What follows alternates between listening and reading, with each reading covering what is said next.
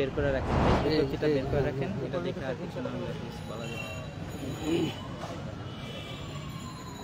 ভাই শুরু করবো, আমরা শুরু করবো ভাই।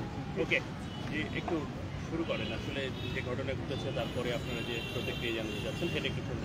আচ্ছা, প্রথমত গতকাল রাতে ঢাকা বিশ্ববিদ্যালয়ের ফজলুল হলে যে ঘটনাটি ঘটেছে, যে মব জাস্টিসের ফলে যে হত্যাকাণ্ডটি ঘটেছে, এর আমরা তীব্র নিন্দা এবং প্রতিবাদ জানাই। আমরা মনে করি যে এটি হচ্ছে গত 15 বছরের যে বিচারহীন ব্যবস্থার যে এক ধরনের পরিস্থিতি চলমান ছিল, সেই পরিস্থিতিরই এক ধরনের প্রতিফলন ঘটেছে। আমরা জুলাই অভ্যুত্থানের ফলে যে বাংলাদেশে যে ব্যবস্থাটি চলমান, আমরা ছাত্র জনতার পক্ষ থেকে বলতে চাই, আমরা বাংলাদেশের প্রতিটি নাগরিক যারা এই জুলাই অভ্যুত্থানের সাথে যারা ওতপ্রোত জড়িত, যারা অংশগ্রহণ করেছে, প্রতিটি নাগরিকের দাবি হচ্ছে যে মব জাস্টিস চলমান, এটা বন্ধ করতে হবে। আমরা এটি অতি দ্রুত এর একটু প্রতিকার চাই। আমরা আমাদের অন্তর্বর্তীকালীন সরকার যারা রয়েছেন তাদের প্রতি আহ্বান জানাবো, আপনারা অতি দ্রুত এটির ব্যবস্থা নিন। কারণ এটি হচ্ছে বিগত যে 15 বছরের বিচারহীন ব্যবস্থা, তারই প্রতিফলন।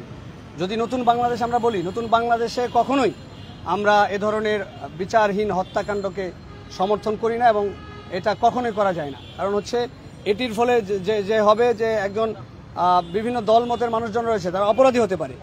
অপরাধী হলে তাদেরকে সরাসরি পিটিয়ে মেরে ফেলবে, এটা কখনোই কাম্য নয়। এবং এটা যদি হতে থাকে তাহলে যে কোনো মানুষকে যে কোনো সময় মব জাস্টিসের মাধ্যমে হত্যা করা হতে পারে। এখন সকলেই অনিরাপদ। আমরা প্রথম কথা একটি অনিরাপদ বাংলাদেশ চাই না।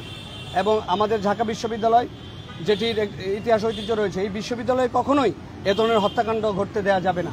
আপনারা কি ব্যবস্থা নিলেন, কি অ্যাকশন নিলেন, কিংবা আপনারা বিশ্ববিদ্যালয় ছাত্র আন্দোলন তো এখন সামনে থেকেই আপনারা কাজ করছেন, আপনাদের ভূমিকাটা এই মুহূর্তে কি? এই ধরনের একটা ঘটনা ঘটে গেল, অনেকে নানাভাবে আপনাদেরকেও প্রশ্নবিদ্ধ করার চেষ্টা করছে, কিন্তু সেই জায়গায় আপনারা কি করেছেন? আমরা গতকাল যখন আমরা জানতে পেরেছি যে এরকম ঘটনা ঘটেছে, আমরা কিন্তু সাধারণ ছাত্রদের নিয়েই তাৎক্ষণিক প্রতিক্রিয়া হিসাবে আমরা বিক্ষোভ মিছিল করেছি এবং একটা প্রেস রিলিজও গিয়েছে, আপনারা দেখেছেন। বৈষম্যবিরোধী ছাত্র আন্দোলন সবসময় ন্যায়ের পক্ষে এবং আইনের শাসন প্রতিষ্ঠার পক্ষে। কারণ দেশে যদি এই মব জাস্টিসই ঘটে তাহলে তো এই অভ্যুত্থান ব্যাহত হবে, এই অভ্যুত্থানের যে স্পিরিট সেটা ব্যাহত হবে। আমরা যারা এবং হলেও আমরা ইতিমধ্যে জেনেছি যে বিভিন্নভাবে যারা ইতিমধ্যে বিগত ফ্যাসিস্ট সরকারের আমলে ছাত্রলীগ করেছে, তারাও এটার সাথে জড়িত। তারা নানাভাবে ষড়যন্ত্র করে আমাদের এই অভ্যুত্থানের স্পিরিটকে নষ্ট করতে যাচ্ছে। আমরা ইতিমধ্যে জেনেছি ঢাকা বিশ্ববিদ্যালয় প্রশাসন ইতিমধ্যে তারা মামলা করেছেন এবং একটি 7 সদস্যের তদন্ত কমিটি গঠিত হয়েছে।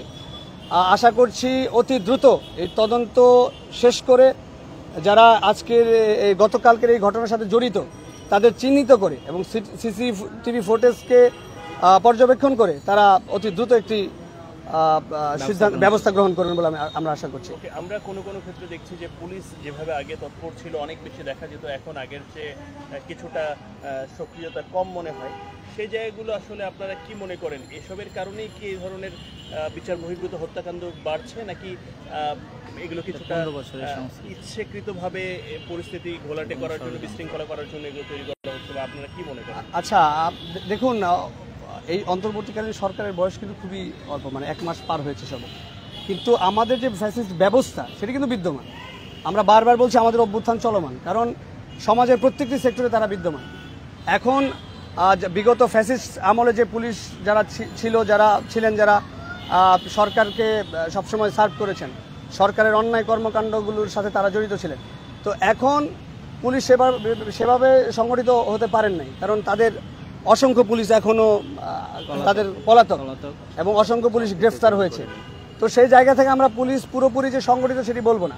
তবে পুলিশ যেহেতু সরকারের কর্মচারী, তারা সরকারের বেতনভুক্ত কর্মচারী, তাদেরকে অতি দ্রুত সংগঠিত হতে হবে এবং দেশের আইন শৃঙ্খলা রক্ষায় তাদের ভূমিকা পালন করতে হবে। এজন্য পুলিশের কাছে এটা আমাদের আহ্বান, আপনারা অতি দ্রুত আপনাদের কর্মস্থলে ফিরে আসুন এবং দেশের আইন শৃঙ্খলা রক্ষায় আপনারা তৎপর থাকুন।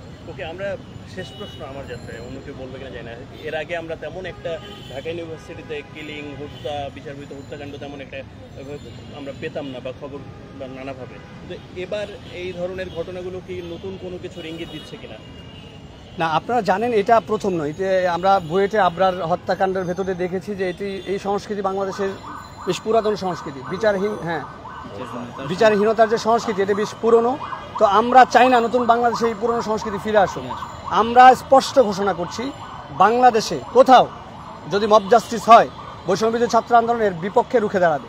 আমরা গতকাল রাতেই জাহাঙ্গীরনগর বিশ্ববিদ্যালয়ে আপনারা দেখেছেন আমাদের বৈষম্যবিরোধী ছাত্র আন্দোলনের যারা ওইখানকার যারা নেতৃত্বে ছিলেন তারা গতকাল রাতেই এটার প্রতিবাদ করেছেন এবং আজকেও তাদের প্রতিবাদ জারি রয়েছে। আমরাও গতকাল রাতে প্রতিবাদ করেছি। এখন আপনাদের মাধ্যমে আমরা সারা দেশবাসীকে জানাতে চাচ্ছি যে দেশে কোথাও মব জাস্টিস যদি তৈরি হয়, আপনারা দ্রুত, এখন যেহেতু সেনাবাহিনী মাঠে আছে, পুলিশ মাঠে আছে, র্যাব মাঠে আছে, সকলকে অবহিত করুন এবং এই মব জাস্টিসকে আপনারা বন্ধ করুন। অনেক ধন্যবাদ। ক্যাম্পাসে ছাত্র রাজনীতির পক্ষে আপনারা অবস্থান নিচ্ছেন না বিপক্ষে অবস্থান? আসলে দেখুন, এই মুহূর্তে জুলাই গণ অভ্যুত্থানের পরে শিক্ষার্থীরা চাচ্ছে যাতে একটা নতুন রাজনৈতিক বন্দোবস্ত হয়। এতদিন পর্যন্ত আমরা যেটা দেখে এসেছি, ছাত্র রাজনীতি বলতে আমাদের যে ইমাজিনেশনে যে ধারণাটা হয়, আমরা যে ধারণাটা করতে পারি সেটা হচ্ছে দখলদারিত্ব, সিট বাণিজ্য, গেস্ট রুম, গণরুম করে শিক্ষার্থীদের এক প্রকার রাজনৈতিক দাসে পরিণত করা। শিক্ষার্থীরা সেই রাজনৈতিক চর্চা এই বিশ্ববিদ্যালয় ক্যাম্পাসে আর দেখতে যাচ্ছে না।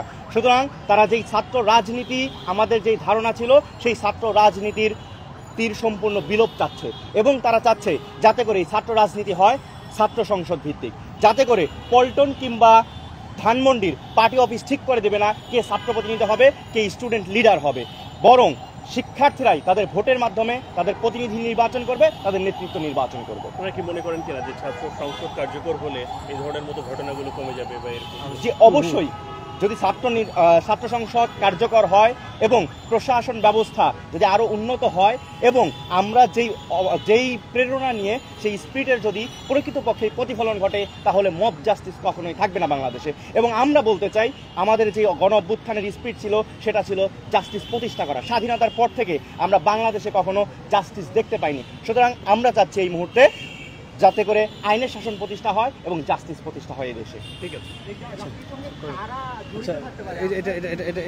এটা রেজাল্ট